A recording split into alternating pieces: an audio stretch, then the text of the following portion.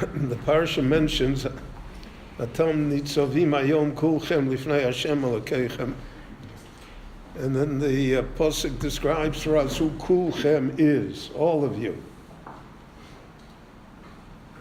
Shechem, the head of the Shvatim, Zikneichem, the Talmidei Chachomim, Shoftechem, the judges, Shotrechem, those who enforce the law. Meichotei veitzecha ad shoev meimecha. Included in the list are Chotei veitzecha and shoev meimecha. Literally those who chop the wood and who draw the water. So who are they? What is the Torah describing here for us? So the simple explanation is that the Torah is not engaged in class warfare. The Torah describes all different classes of people. So there are people who are the leaders and the heads, the wealthy, the judges, and then there are menial laborers, and people who work, who are not in the upper class, so to speak, but that in the terms of the Torah, they are part of the Jewish people, and therefore they are all equal. They're all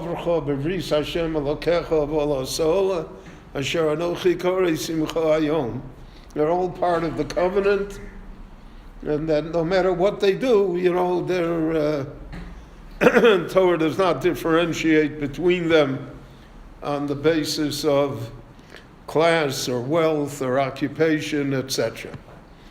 And we find that to be true throughout the Talmud and the Mishnah. There were Tanoim and Amoraim who were very wealthy. And there were those who were poverty-stricken. And you cannot tell in the Talmud who was who, unless you buy my book about it, and then it all becomes clear. But otherwise, you can't tell from the Talmud. And in fact, Rabbi Yoshua, who is the main disputant of Ram Gamliel of Yavne, and who is the main catalyst for deposing Ram Gamliel from his high office. So Ram Gamliel was the prince of Israel, the wealthy man who lived in splendor, and Rabbi Yoshua was a blacksmith. And the walls of his hovel were covered with soot. And when he visited Rabbi Yeshua and he saw it, he was like taken aback. And Rabbi Yeshua said to him, "That's your problem. She'ein ato yodea betzaron shel talmidei chachamim. You don't appreciate how other people live and suffer and struggle in the world." So in that sense, and then we have the famous story of Hillel HaZaken, who also was a wood chopper, and he almost froze to death on the skylight to hear the Torah of Shmaya and Avtalion. And later he became the Nasi, even though he came from such a menial background. So that would be the pshat, the Torah is teaching us here a lesson of class equality amongst Jews. And in the Hasidic legend and Hasidic lore, it's the poor laborer that's always the hero of the story against the established scholar and the established wealthy man who thinks he's the hero of the story, but he really isn't. So that would be the simple explanation of what the Pasuk is teaching us. But the Gemara goes into it from a different angle, because we find in the book of Yoshua that a certain group of Canaanim, of the Canaanites, who were afraid of being either destroyed or expelled from the country, masqueraded as a different tribe. In other words, that they weren't really from Canaan, and they said they're from Givon, and they came to Yoshua, and they offered to Yoshua that they should live in the country, and they will be the menial workers. And because Yoshua was unaware of the subterfuge that they were practicing upon him, he was unaware of who their true identity was, so he has accepted them. And once he accepted them, even when he found out later that they had cheated him, that they had masqueraded, nevertheless, he let them be, but he assigned them the task of being chotvei eitzim and shoavei moyim, meaning that they would do the menial labor in Jewish society. So the Gemara darshans that since it says chotvei eitzim and shoavei moyim by Yoshua, and it says chotvei eitzecha v'shoavei meimecha here by Moshe Rabbeinu, that there must have been a group of that by Moshe Rabbeinu also. A group of people who attached themselves to the Jewish people, and they did not convert. They did not accept upon themselves the rules of the Torah, but nevertheless, they lived within the Jewish people, and because they were the chotvei eitzim and shoavei moyim. They were those that were the hewers of wood, and they drew the waters. They had the menial tasks. So the question arises, who were they? According to the Gemara, doesn't explain. Where did we pick them up, so to speak? And what happened to them?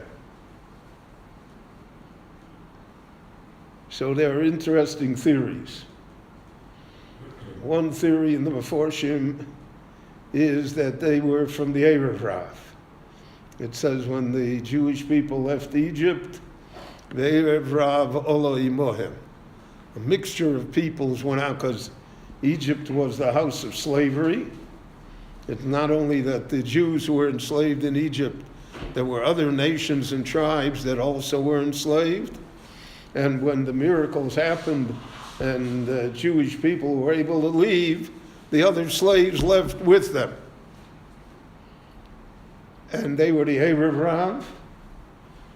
And the erev rav, in the eyes of the Meforshim, were always the ones that caused the trouble to the Jewish people, because they never got rid of idolatry.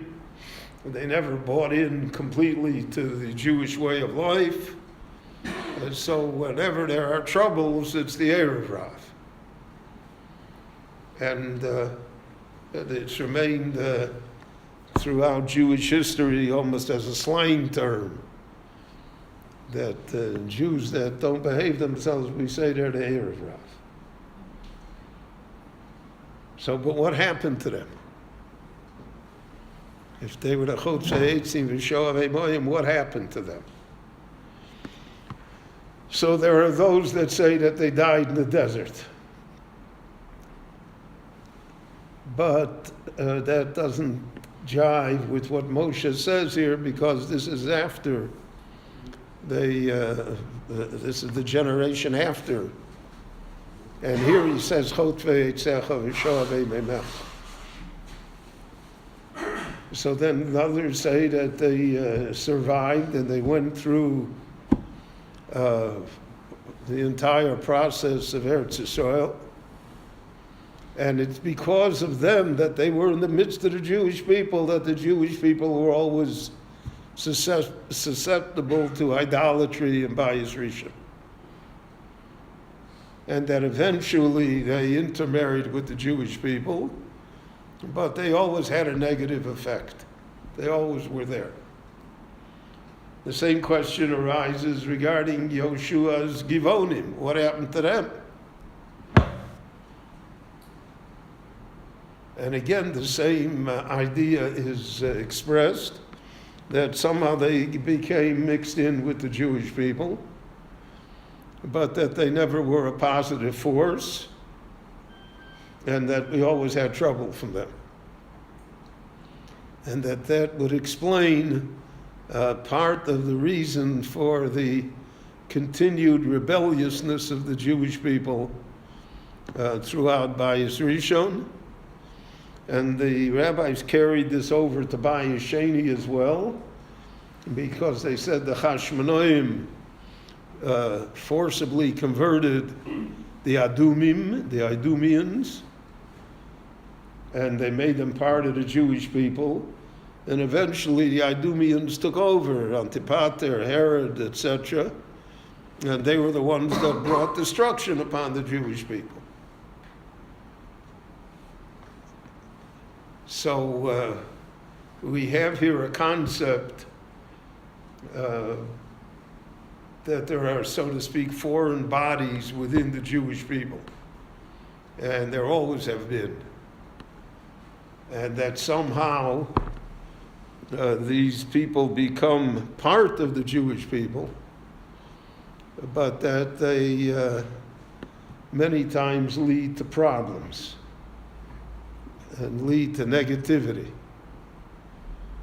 And therefore, the Chot ve'etzecha and Shoah ve'memecha, as expressed in the Torah, is a warning to us, not a positive thing, the way the first pshat was regarding social equality. So probably both pshatim are correct. Both ideas are correct. But that's a matter for us to ponder, especially in our time, in the time of Kibbutz Goliath. All sorts of people are here. Not everybody is everybody, right? We don't know. And so then that's part of the process, part of the challenge and difficulties of our time. Rabbi Chananya ben Akash Omer Ratz HaKadosh Baruch Hu L'Zakat Yisrael V'chol Hirbel and Torah Mitzvah Shenemar V'nei Chapetz Man Sitko Yadir Torah Yadir.